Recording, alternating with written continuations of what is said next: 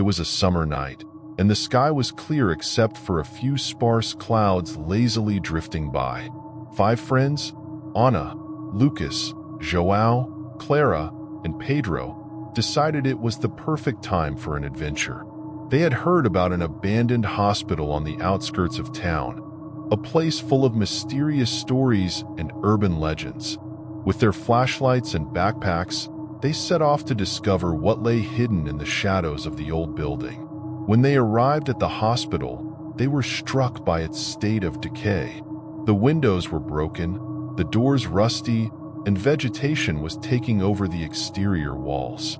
With a mix of excitement and apprehension, the teenagers entered the hospital, crossing the creaky main door. The interior of the hospital was even more terrifying. The air was thick with the smell of mold and decay. Peeling walls, crumbling floors, and old medical equipment scattered haphazardly created a scene straight out of a horror movie. Lucas, always the leader of the group, suggested they split up to explore faster, but the others preferred to stay together. As they walked through the dark corridors, Clara noticed something strange. Despite being abandoned, there seemed to be a pattern to the objects scattered on the floor. There were papers, old syringes, and even hospital gowns carefully placed in certain spots. The idea that they were not alone began to form in each of their minds. Anna was the first to feel a presence. A shiver ran down her spine when she heard a soft, almost imperceptible whisper coming from a room to the left. She turned on her flashlight and directed the beam of light towards the ajar door. Everyone froze when they saw a shadow move quickly. "We should get out of here," whispered Pedro, his voice trembling. But curiosity was stronger than fear, and they decided to investigate. Upon entering the room, they realized it was an old treatment room. The furniture was covered in dust, and a rusty bed occupied the center of the space. Lucas, trying to appear brave, walked up to the bed and noticed an old notebook underneath it. As he picked up the notebook, the room suddenly grew cold, and they all heard the sound of hurried footsteps in the corridor. The tension was mounting by the second. João opened the notebook and began to flip through it. It was a patient's diary, full of distressing accounts of experiments and treatments. The final entry spoke of an incident that led to the sudden closure of the hospital. It seemed the place was cursed, and the last entry suggested that something dark still resided there. The teenagers decided it was time to leave, but when they tried to exit the room, the door wouldn't budge. They were trapped. Anxiety turned into panic as their flashlight beams started to flicker. Pedro, in a fit of desperation, began pounding on the door, shouting for help. It was then that they heard the whispers again, this time clearer and closer.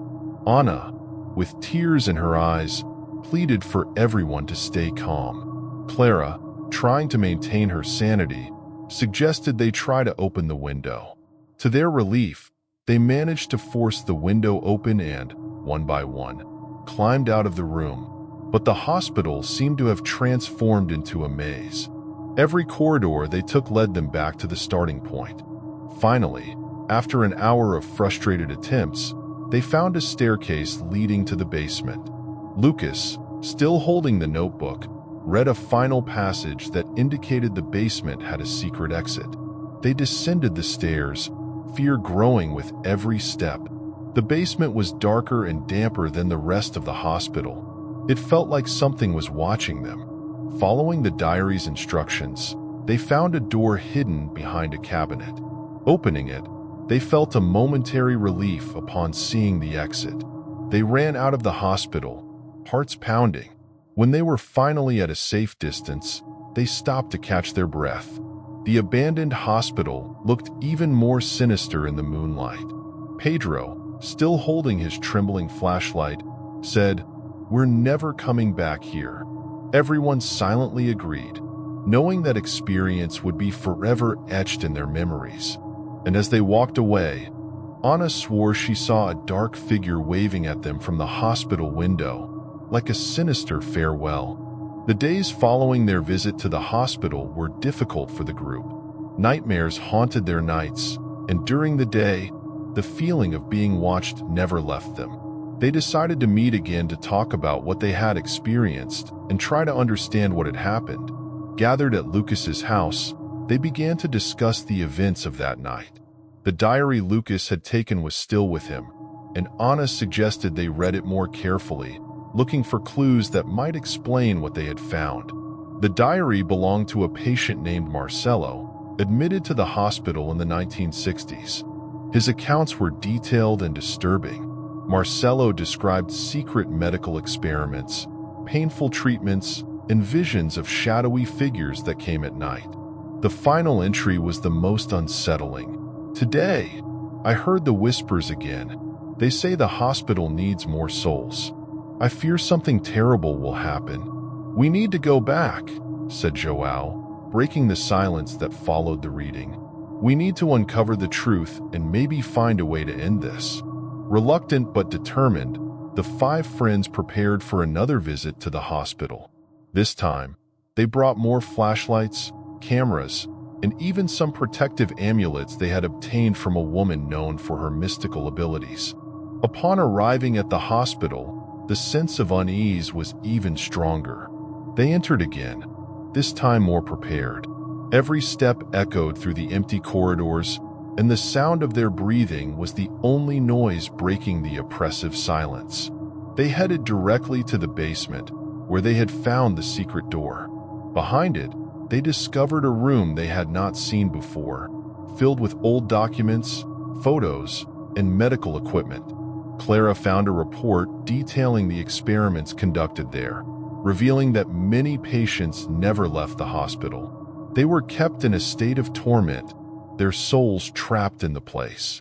Suddenly, the flashlights began to fail again.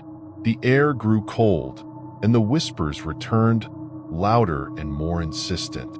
The shadows on the walls seemed to come to life, moving in a disturbing manner. Lucas, holding the diary tightly, began to read aloud a protection prayer he had found on one of the pages. As he read, the shadows receded and the whispers diminished.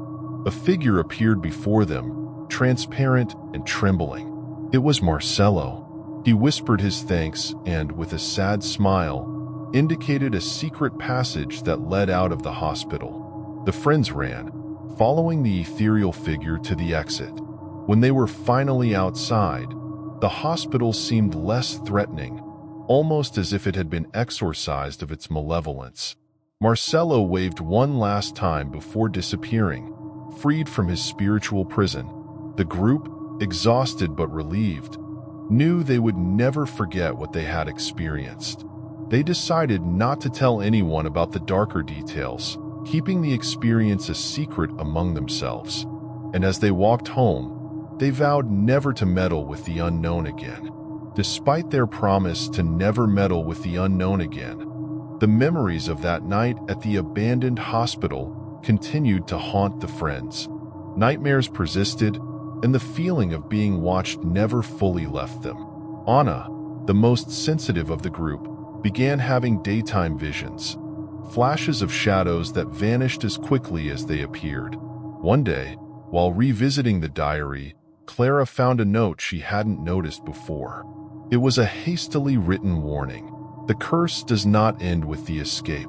The soul must be fully freed. Something still connects us to the hospital. Sharing this discovery with the group increased their concern. They decided to seek the help of the mystic woman who had provided them with the amulets. Dona Isabella, an elderly woman with eyes that seemed to see beyond the visible, welcomed them into her small house filled with mystical artifacts and lit candles. She listened attentively as the friends recounted their story, examining the diary with interest. After a long silence, Dona Isabella explained that Marcelo's release was only part of the process. The residual energy from the hospital was still linked to them, and only a specific ritual could break this connection. She described the ritual, which involved returning to the hospital and performing a ceremony with candles, protective symbols, and an offering. The group was to create a salt circle around the hospital's main entrance and place 5 candles, representing each of them. Marcello's diary was to be placed in the center of the circle and burned while they recited an ancient liberation prayer. Reluctant but with no other option, the friends agreed. On the designated night, they returned to the hospital, carrying the necessary items for the ritual. The full moon illuminated their path, and the wind blew gently, creating an even more sinister atmosphere. Upon arriving at the hospital, the feeling of unease was even stronger. They entered again, this time more prepared. Every step echoed through the empty corridors, and the sound of their breathing was the only noise breaking the oppressive silence. They began preparing the ritual as soon as they entered. They drew the salt circle and placed the candles in their positions. Lucas, holding the diary tightly, felt the weight of responsibility on his shoulders. Donna Isabella had warned them that any mistake could strengthen the connection to the hospital rather than break it. With everyone in their positions, Lucas placed the diary in the center of the circle and lit the candles. The flickering light of the flames cast dancing shadows on the walls, and the air seemed heavier, as if the hospital were watching their every move. They started reciting the liberation prayer, their voices echoing through the empty corridors. As they reached the final line, Lucas threw a lit match onto the diary, which began to burn slowly. The smell of burning paper mixed with the already heavy air, and the flames grew, casting a golden light on the friends' faces. Suddenly, the shadows on the walls began to move independently, dancing and forming distorted figures.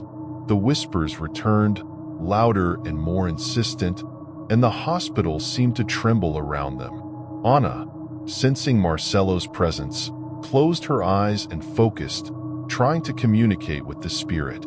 "Marcello, we are here to free you completely. Please accept our help and rest in peace," Anna whispered, her words nearly inaudible amid the chaos. The shadows began to dissipate slowly, and the whispers diminished. The flames of the diary blazed brightly for a moment before extinguishing, leaving only ashes.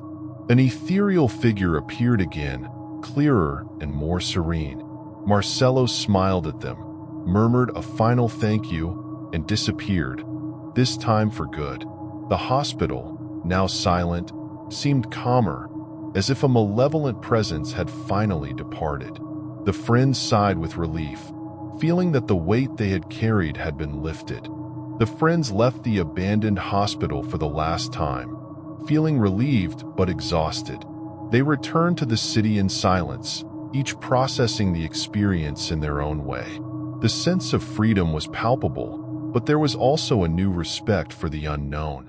In the following days, they noticed that the nightmares had ceased, and the feeling of being watched had disappeared. They could finally move forward with their lives, free from the shadow of the hospital looming over them. A month later, they decided to meet again at Lucas's house to reflect on what they had learned. Sitting on the porch, they watched the sunset, a symbol of a new beginning. "I never thought we'd face something like that," Joao said, breaking the silence. "But I'm glad we did it together." Clara agreed, adding, "I think we learned a lot about courage, friendship, and respect for the unknown. It brought us together in a way I never imagined."